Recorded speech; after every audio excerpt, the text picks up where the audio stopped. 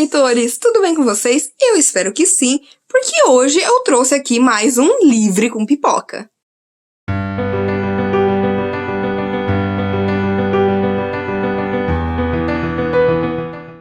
O Livre com Pipoca é algo que eu já faço aí mensalmente lá no Instagram, onde eu falo sobre tudo aquilo que eu li no mês, e aqui eu sempre trago os melhores assistidos do último trimestre, nesse caso, outubro, novembro e dezembro. E aí você vai me perguntar assim, mas Thaisa, como assim você tá trazendo aí? A gente ainda tá aqui no meio de dezembro, o que tá acontecendo? Gente, eu sou uma pessoa muito ansiosa, então eu já tento fechar aí todas as leituras e os assistidos e tudo mais que eu vou fazer esse ano até mais ou menos a metade do último mês.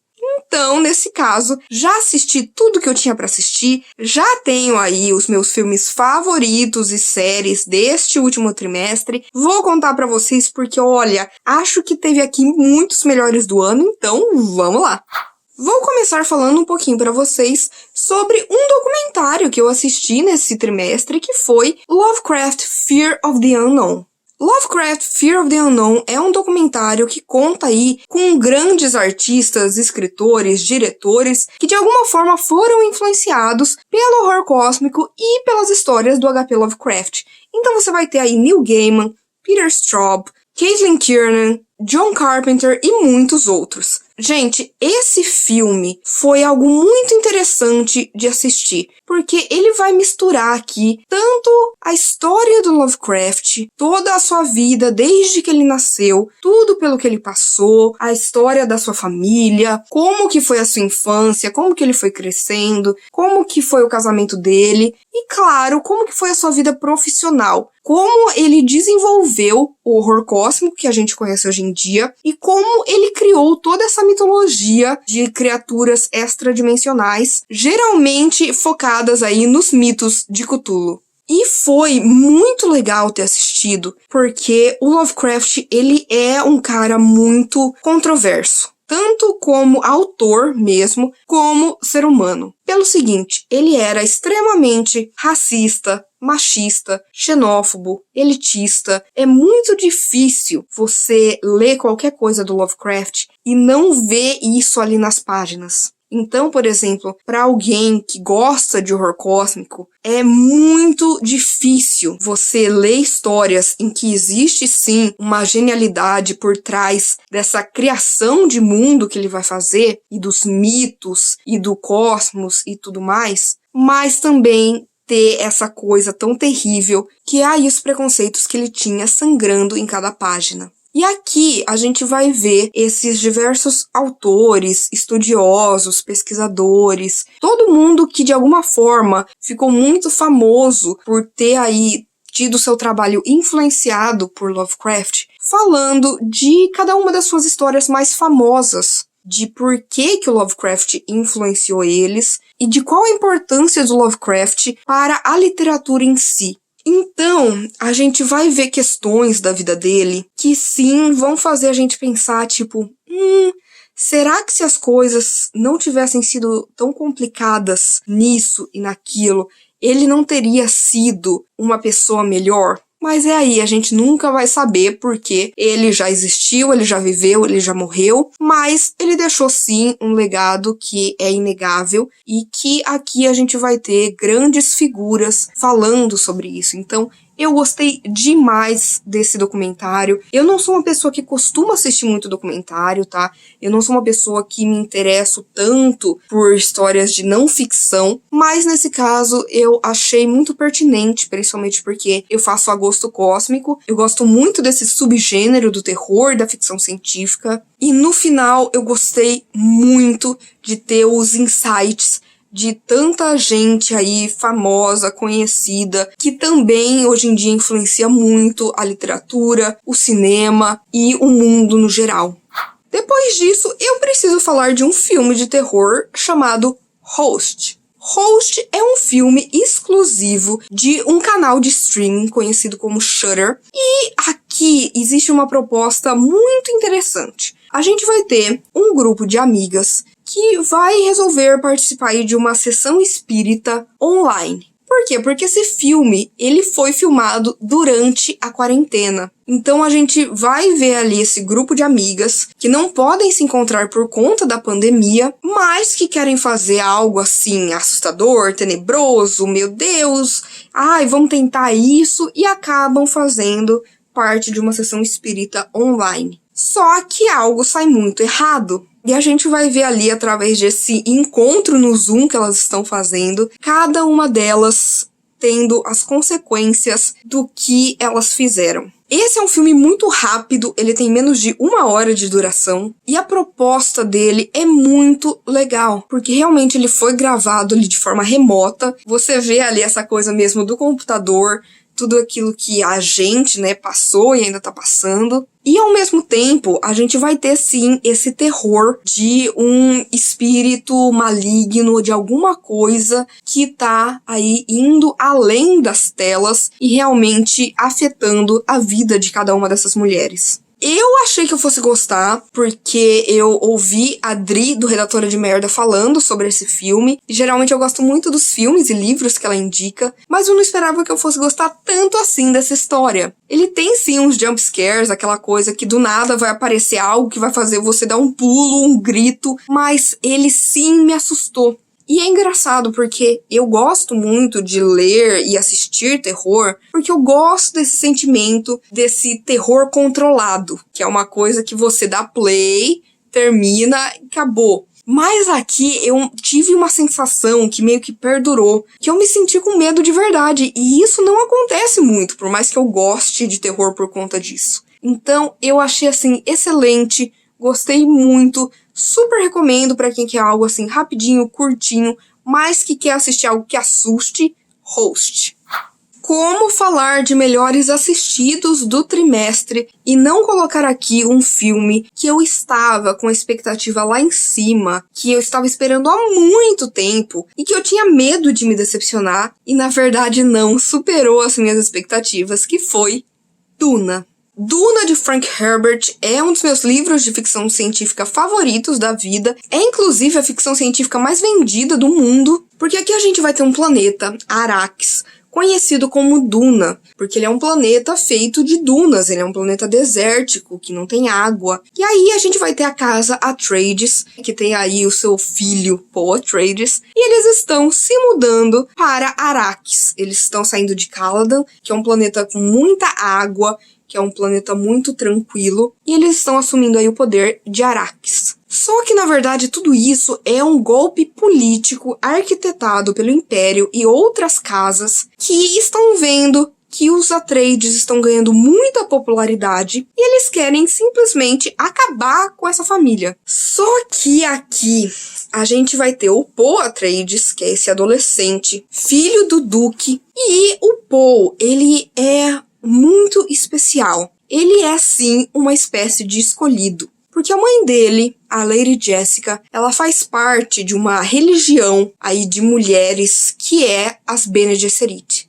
E elas têm determinados poderes, elas conseguem controlar algumas coisas. E aí há muito tempo, essas mulheres estão tentando controlar uma criação genética para que um dia as pessoas se juntando, se casando, tendo filhos, através do plano delas, haja aí um grande escolhido que vai ter aí um grande poder e que vai conseguir liderar multidões. Mas, na verdade, as coisas acabam saindo meio errado, e quem acaba sendo esse escolhido?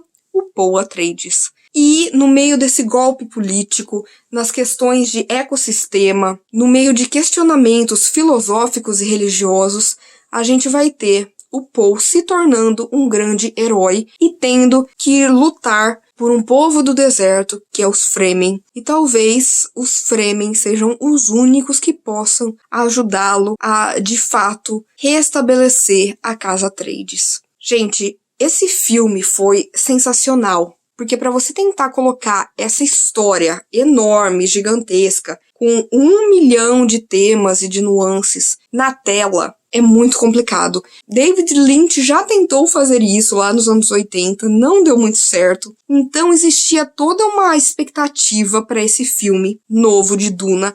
A primeira parte, porque esse é um filme dividido em 2 partes, e deu muito certo, gente. tudo funciona aqui. Funciona o elenco, o som, a fotografia, a direção, os designs, as performances, o ambiente, toda a parte ali de ficção científica, mas que também de alguma forma a gente pode relacionar com a nossa vida. Que filme incrível! Ele foi aí um épico da ficção científica. Que, por exemplo, O Senhor dos Anéis foi pra fantasia, ele foi pro sci-fi. E foi assim com os livros e conseguiu ser assim no cinema também. Então, eu amei. Eu achei que fosse ser o melhor filme do ano, mas eu tava com medo, porque a expectativa tava lá em cima. E não, gente, valeu cada segundo. Que filmaço!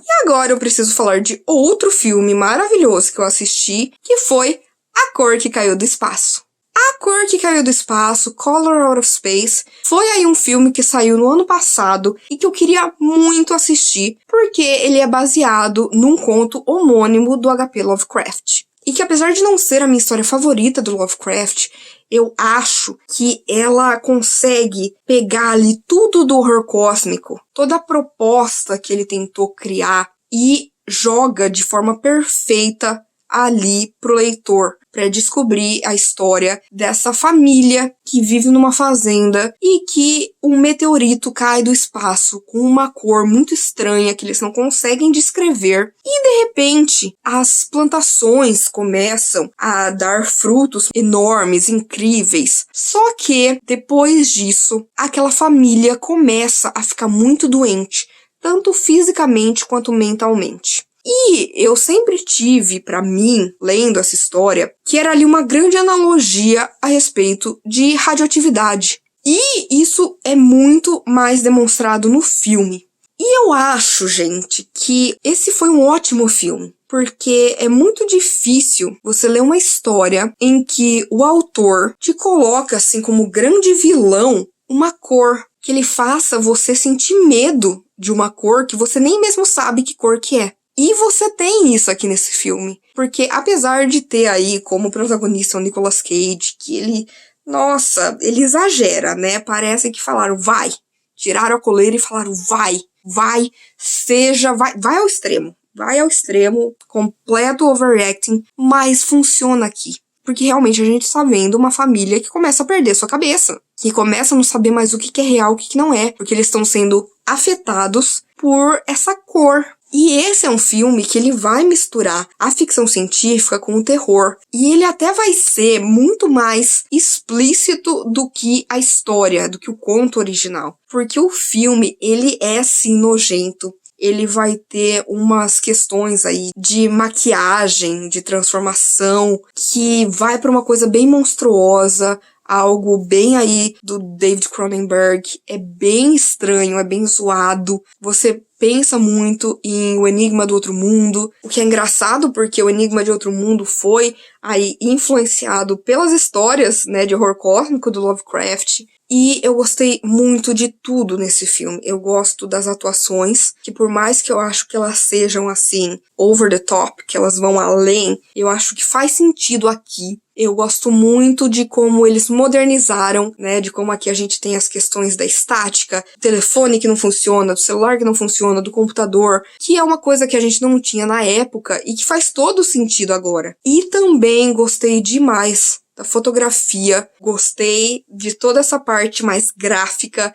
mais nojenta que a gente tem mesmo. E gostei principalmente da questão de iluminação, de como eles usam uma cor assim meio rosa, roxo, meio holográfico, ali com uns toques de verde, para fazer você ter a sensação dessa cor que não se sabe explicar. Eu amei esse filme, mas assim, esse é um filme que eu não recomendo muito pra quem tem sobrecarga sensorial, porque ele é muito focado nessas luzes piscantes, nos sons estranhos que vão ter ali o tempo inteiro, e isso pode sim sobrecarregar um pouco da sua cabeça, se você é um pouco mais sensível. Isso aconteceu comigo, ele é um filme que eu já assisti 2 vezes e que quando eu termino meio... sabe? Parece que eu tô louca, mas é exatamente porque ele te joga muita coisa, ele te joga muitas sensações, ele te joga muitas cores, muitas luzes, muitos barulhos. E mesmo assim, eu acho que é um filme excelente, incrível. Foi um filme que eu queria ver há muito tempo. Finalmente assisti, não me decepcionei. Achei que ele conseguiu transpor perfeitamente tudo isso que o Lovecraft tentou trazer com a história original. Então, tá aí, super recomendado, A Cor que Caiu do Espaço.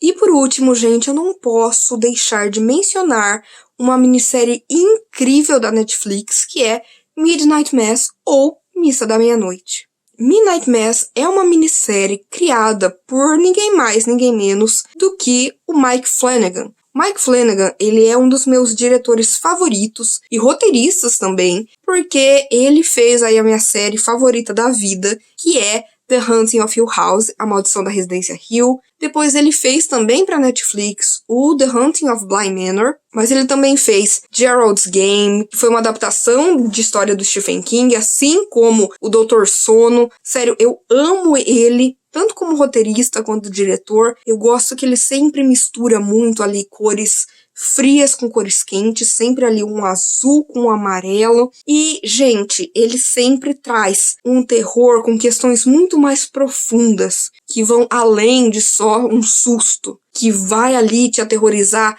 realmente porque vai apelar para aquilo que está no fundo da sua alma. E ele faz isso, mais uma vez, de forma excelente em Midnight Mass. Porque aqui a gente vai conhecer uma ilhazinha, Crockett Island, que tem uma população muito pequena, e naquele lugar tudo gira em torno, né, de pesca, né, já que é uma ilha, e de uma paróquia. E essa paróquia tem aí um padre já velho, Monsignor Pruitt, que foi fazer aí uma excursão para Jerusalém. E ele acaba ficando muito doente. Ele não volta. Ele fica ali num hospital, num outro lugar, numa cidade grande. E aí, para substituir ele, vem um rapaz, o padre Paul Hill, que vai tomar conta daquela diocese. Só que coisas estranhas vão começar a acontecer. Milagres vão começar a acontecer naquele lugar. Só que é algo muito estranho, muito bizarro. Você não sabe exatamente o que está acontecendo. O que está tornando as pessoas melhores? O que está melhorando a saúde delas? O que de miraculoso está acontecendo naquela ilha? E, gente, quando vocês descobrirem, é assim, maravilhoso. Porque o Mike Flanagan, ele pegou e ele reinterpretou a Bíblia, ele pegou aí todos os aspectos da religião e ele reinterpretou de uma outra forma. E aqui a religião é uma coisa muito importante, porque a gente vai ter uma cidade muito católica e ao mesmo tempo a gente vai ter um protagonista, o Riley, que a gente vai conhecer, que logo no começo ele era assim religioso, era assim dessa ilha, só que ele acaba envolvido num acidente de trânsito e mata uma garota. E com o tempo ele vai perdendo isso, ele se torna ateu, ele sai da prisão, volta para essa ilha e ele vai ver essa comoção dessa comunidade em volta desse novo padre e do que está acontecendo. E não só isso, mas a gente também tem um novo xerife naquele lugar que é muçulmano. Então vai ser muito legal a gente ver como que esse lugar, aí com tanto tipo, né, de pessoas diferentes, culturalmente, religiosamente, vivendo no mesmo lugar. E a gente vai ver também, por exemplo, as multifacetas de uma religião, por exemplo, aqui, né, no catolicismo, a gente vai ter personagens super bacanas, super legais, e ao mesmo tempo a gente vai ter aqui uma vilã terrível, que é a Bev Keane, que ela acha que por ela ser temente a Deus e por ela crer e por isso e aquilo, ela é superior a todo mundo. Então aqui é uma história que vai ser muito mais profunda do que só um terror de que, nossa, meu Deus, o que tá acontecendo nessa cidade? A gente precisa investigar. Existe alguma coisa errada? Será que tem alguma criatura? Será que tem algum demônio? Será que tem... Não, aqui vai mexer mesmo com as sensações humanas, com o trauma, com a perda, com o medo, com a culpa. E vai levantar aí muitos dilemas, muitos questionamentos que a gente vai ter ao longo de toda a trama. Existe uma tensão crescente. Aqui o roteiro é maravilhoso, é tudo amarradinho. E o que eu mais gostei realmente é aqui os monólogos que esses personagens vão tendo, que eles vão aí mostrando cada um o seu lado, a sua vida, o que eles acreditam, o que eles esperam. Sério, é maravilhoso, incrível. Todo o elenco aqui funciona, e principalmente eu preciso destacar aqui as performances incríveis do Hamish Linklater, que faz o padre Paul Hill, a atriz que faz a Bev Keane, a Kate Siegel, maravilhosa. Ela é esposa do Mike Flanagan, então ela aparece muito nas produções que ele faz. E ela é, assim, gente, uma rainha da atuação. Ela é uma scream queen. Nossa, ninguém grita como ela, ninguém emociona como ela. Sério, que história. Que coisa maravilhosa, gente. Que série. Você começa sentindo aquela tensão, aquele medo, você sabe que tem alguma coisa errada e aí você vai descobrindo e isso vai sim te dando cada vez mais medo, te assustando cada vez mais, e você termina essa história chorando e sentindo por aqueles personagens e sentindo parte daquele lugar e tendo as suas próprias ideias a respeito da vida, de Deus, do universo. Que série, meus amigos, que série. Uma das melhores do ano, com certeza.